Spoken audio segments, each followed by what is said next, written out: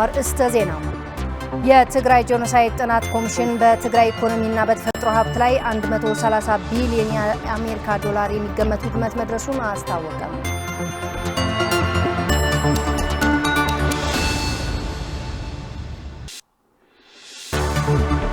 አረብ ኤሚሬት በሱዳን የተኩስ አቁም ስምምነት አደራዳሪ መሆን እንደማትችል ሱዳን አስታወቀች።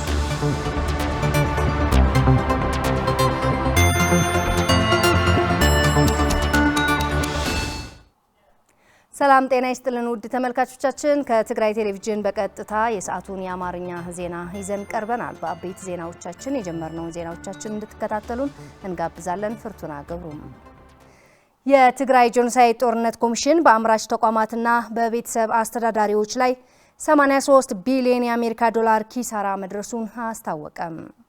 ኮሚሽኑ በትግራይ በተካሄደው ጄኖሳይድ ጦርነት የደረሰው ውድመት በየዘርፉ ያካሄደው ያለው የዳሰሳ ጥናት ይፋ ያደረገ ሲሆን በዛሬው ዕለት በሰጠው መግለጫም በትግራይ ኢኮኖሚና በተፈጥሮ ሀብት ላይ 130 ቢሊዮን የአሜሪካ ዶላር ውድመት መድረሱን አረጋግጧል። ብርቱካን ጌታዬ አዘጋጅቷለች።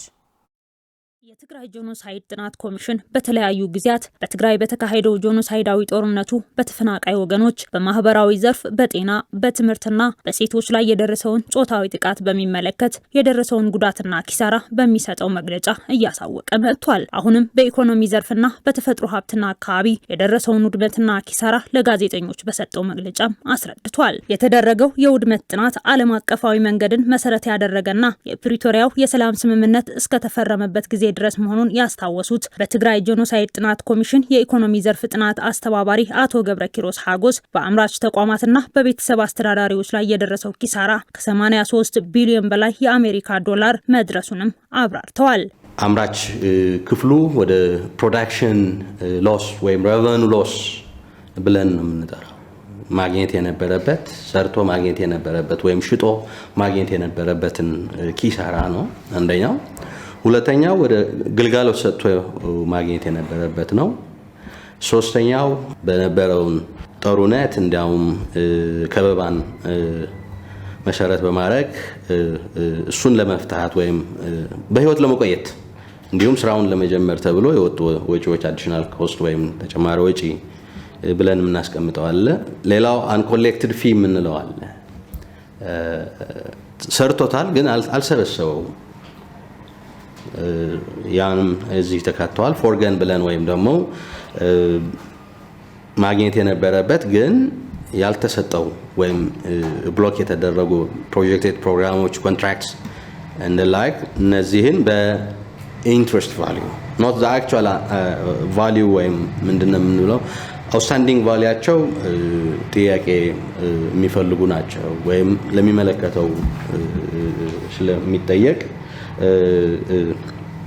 ያን የያዙ ነው የሚሆኑት ማለት ነው። ስለዚህ በአጠቃላይ ሎስ ወደ 50.71 ቢሊዮን ዶላር ሎስ ኦብዘርቭ አድርገናል ወይም ደግሞ አግኝተናል ከነዚህ ተቋማትና ሃውስሆልድስ። በአጠቃላይ ሁለቱም ሲደመር ወደ 83.84 ቢሊዮን ዶላር ግኝት አለን ማለት። ኢኮኖሚና የቤተሰብ አስተዳዳሪን ማዕከል አድርጎ የተደረገው ጥናቱ እንደሚያሳየውም ለደረሰው ውድመትና ኪሳራም የኤርትራ፣ የኢትዮጵያ መከላከያ ሰራዊትና የአማራ ኃይሎች ያደረሱትን ኪሳራ ድርሻቸውን ኃላፊው እንዲህ ይገልጻሉ። ንግድ ካየን የአማራ ፎርስ ነው አንደኛ አምራች ዘርፍ ወይም ኢኮኖሚ ነው የሚመጣው። ወደ ማኑፋክቸሪንግ ስንመጣ የኤርትራ ሰራዊት ነው አንደኛ ሆኖ የሚመጣው። ወደ ሰርቪስ ስንመጣ የኢትዮጵያ ሰራዊት አንደኛ ሆኖ ይመጣል። ወደ ሃውስሆልድ ስንመጣ የኢዲኤፍ ወይም የኤርትራ ሰራዊት አንደኛ ሆኖ ይመጣል። አግሪጌት ሲሰራ ግን በፕሮዳክቲቭ ሴክተር ምን ያህል ነው ያላቸው ኮንትሪቢዩሽን ወይም ያደረሱትን ጉዳት ምን ይመስላል የሚለውን ወደ 36.01 ወደ የኢትዮጵያ መከላከያ ሰራዊት ብቻውን ሼር ይወስዳል።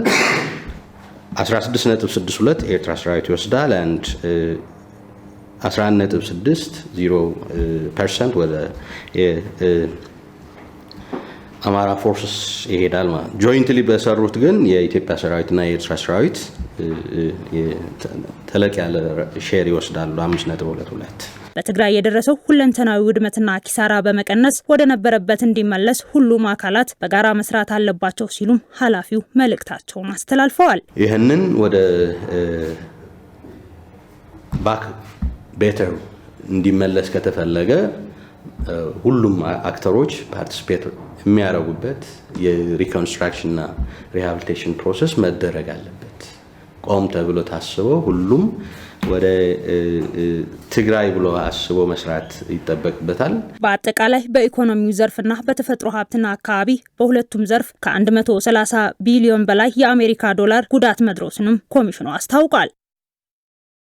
በተያያዘ ዜናም የትግራይ ጄኖሳይድ ጥናት ኮሚሽን ይፋ ባደረገው ጥናት በትግራይ በተካሄደው ጄኖሳይድ ጦርነት ምክንያት በተፈጥሮ ሀብትና በአካባቢ ጥበቃ ላይም 46 ቢሊዮን የአሜሪካ ዶላር የሚገመት ውድመትና ኪሳራ መድረሱን ገልጿል። አሁንም ብርቱካን ጌታዬ የትግራይ ጄኖሳይድ ጥናት ኮሚሽን በትግራይ ጦርነት የደረሰውን ውድመት አስመልክቶ በሰጠው መግለጫ በተፈጥሮ ሀብት ላይም የደረሰውን ውድመት ይፋ አድርጓል። ጥናቱ እንደሚያመላክተው በጦርነቱ ምክንያት በአፈርና ውሃ ጥበቃ ስራ፣ የደን ሀብት፣ በዱር እንስሳት ዝርያዎችና የአፈር ለምነትን የደረሰውን ውድመትና ኪሳራ አስመልክቶ የዳሰሳ ጥናት ማድረጉንም የኮሚሽኑ የተፈጥሮ ሀብትና አካባቢ ዳይሬክቶሬት ዶክተር ገብረመድህን ገብረስላሴ ገልጸዋል። 20800 ሄክታር መሬት በላይ የአፈር ለምነቱን አጥቷል ያሉት ኃላፊው ባለፉት 40 ዓመታት በአፈርና ውሃ ጥበቃ ስራ የተገደቡ ወደ 145000 ሄክታር መሬት ከ4 ቢሊዮን በላይ የአሜሪካን ዶላር ጉዳት እንደደረሰበትና በደን ልማት ደግሞ 600 ሄክታር መሬት ጉዳት መድረሱን ለዚህም የኤርትራ ሰራዊት የላቀውን ድርሻ እንደሚወስድም ዶክተር ገብረመድህን ገብረስላሴ ገልጸዋል። በሶይል ኤንድ ዋተር ኮንዘርቬሽን ስትራክቸርስ የሶይል ኢንፈርቲሊቲ ወይም ፖሊሽን ለማየት ችለናል። ከዛ በተጨማሪ የሶይል ኤንድ ዋተር ኮንዘርቬሽን ስትራክቸር ፊዚካልና ባዮሎጂካሉ ፓርቱ ወድመዋል። ትልቅ ጉዳት ደርሶበታል። ይህንን ጉዳት ሲደርስ ደግሞ ለተለያየ ዓላማዎች ተጠቅመውበታል። ለምሳሌ እንደ ምሽግ እና ለሌሎች ስራዎች የተጠቀሙነው ጉዳት የደረሰው። ከዚህ ጋር ተያይዞ ወደ 20859 ሄክታር ሶይል ተጎድተዋል። ሶይል ኤንድ ዋተር ኮንዘርቬሽን ደግሞ ወደ 145438 ሄክታር ጉዳት ደርሶበታል ማለት ነው። ጠቅለል አድርገን ስናየው ወደ 4.23 ቢሊዮን ዩኤስ ዶላር በዚህ ዘርፍ ላይ ጉዳት ደርሰዋል ማለት እንችላለን። ከዚህ ጋር ተያይዞ ደኑ ጉዳት ሲደርስ ለተለያየ ዓላማ የተጠቀሙበት ለሚሊታሪ ኦፕሬሽን ማለት እንደ ዲፌንስ የተጠቀሙበት አለ። ሰራዊቱም ህብረተሰቡም እንደዚሁ ለፋይሮድ ለእንጨት እንዲሁም ከሰል ለማምረት ተጠቅመውበታል። ስለዚህ ይህንን ህብረተሰቡ ለከሰል ወይም ለእንጨት ሲጠቀም ሲጁ ወይም ደግሞ ከበባው ባደረሰበት ጉዳት ነው ማለት ነው። ምክንያቱም የዛ ሰዓት ምንም ኤሌክትሪሲቲ አክሰስ አልነበረም። በዛ ምክንያት የግድ ህብረተሰቡ መመገብ ነበረበት ብቻ ሳይሆን ሰራዊቱም ሳይቀር ለእንጨትም ለተለያየ አገልግሎት ይጠቀምበት ስለነበረ ጉዳቱ ከፍተኛ ያደርገዋል ማለት ነው። በአጠቃላይ ጄኖሳይዳዊ ጦርነቱ በተፈጥሮ ሀብትና በአካባቢ ከ46 ቢሊዮን በላይ የአሜሪካ ዶላር ውድመት ማድረሱን ኃላፊው አስረድተዋል።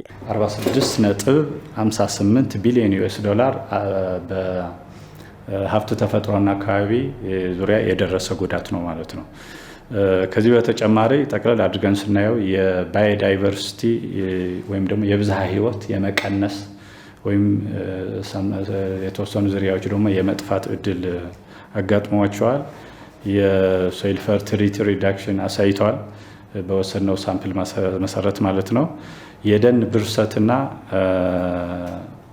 የዱር እንስሳት የመጥፋት እድል አጋጥሟቸዋል።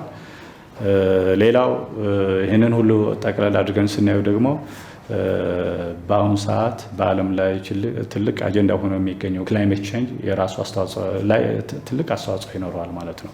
ስለዚህ ጉዳቱ ለትግራይ ወይ ለሆነ አካባቢ ብቻ የሚተርፍ ነው ብቻ ሳይሆን ግሎባሊ ትልቅ ጉዳት እንደሚያመጣ ያሳያል። የደረሰው ጉዳት በሰዎች የህይወት ጉዞ ላይ ትልቅ ተጽዕኖ ያሳደረ መሆኑን ለተፈጥሮ አደጋ ተጋላጭ እንዲሆንና የደህንነት አደጋ እያጋጠመው መሆኑንም ኃላፊው ጠቁመዋል።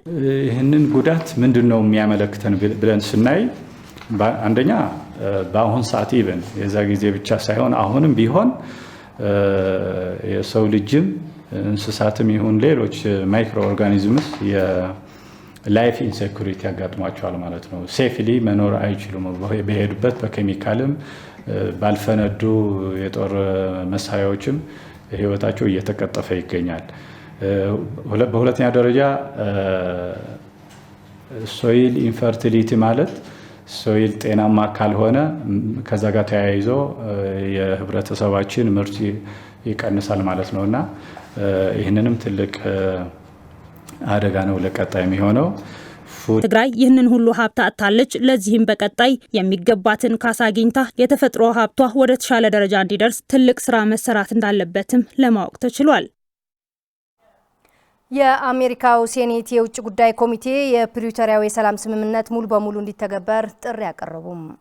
የዩናይትድ ስቴትስ ሴኔት የውጭ ጉዳይ ኮሚቴ ሊቀመንበር የሆኑት ሴናተር ጂም ሪሺ የፕሪቶሪያው የሰላም ስምምነት ጦርነቱን ማቆም ቢያስችልም ስምምነቱን ግን ሙሉ ለሙሉ ተግባራዊ አልሆነም ብለዋል። ሴናተር ጂም ሪሺ በኮሚቴው ይፋዊ ኤክስ ገጽ ላይ ባሰፈሩት ጽሑፍ በትግራይ የተካሄደው ጄኖሳይድ ጦርነት በክፍለ ዘመኑ ከታዩ እጅግ የከፋ እንደሆነ በመግለጽ አሜሪካ የተኩስ አቁም ስምምነት እንዲደረግና ጦርነቱ እንዲቆምና የፕሪቶሪያው ስምምነት እንዲፈረም የበኩሏን አስተዋጽኦ አድርጋለች ሲሉም አክለዋል።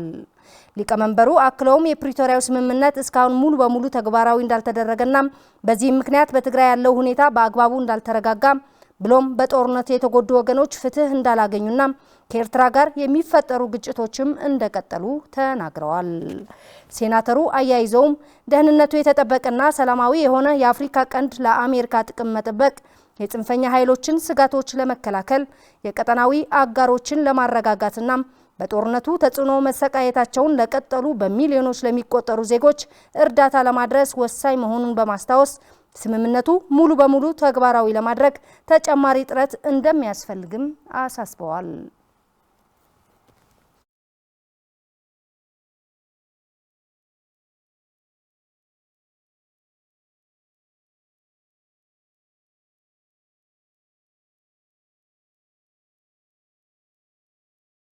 በመጨረሻም አረብ ኤሚሬት በሱዳን የተኩስ አቁም ስምምነት አደራዳሪ መሆን እንደማትችል ሱዳን አስታወቀች።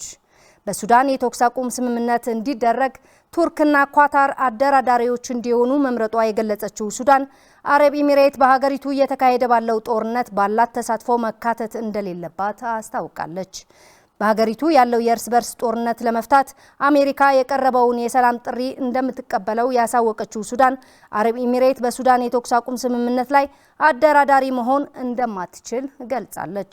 የሱዳን አምባሳደር በኢንዶኔዥያ እንዲሁም ያሲር መሐመድ አሊ በጃካርታ ከሚገኙ ሚዲያዎች ጋር ባደረጉት ቃለ ምልልስ እንዳረጋገጡት ሀገራቸው ለሰላም ውይይት ፍቃደኛ ብትሆንም በአደራዳሪዎች በኩል ግን እንደማይስማሙ አብራርተዋል።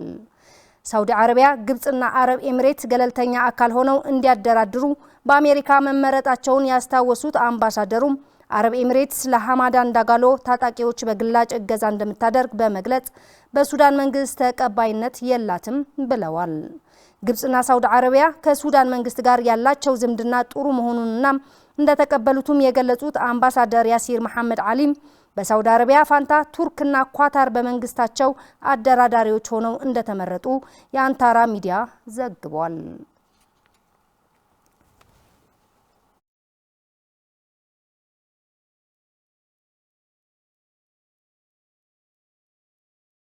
ውድ ተመልካቾቻችን ከትግራይ ቴሌቪዥን በቀጥታ የሰዓቱን የአማርኛ ዜናዎች ስትከታተሉ ቆይታችኋል። እንደተከታተላችሁን እጅጉን እናመሰግናለን። ከቀሪ የትግራይ ቴሌቪዥን ፕሮግራሞች ጋር መልካም ቆይታ።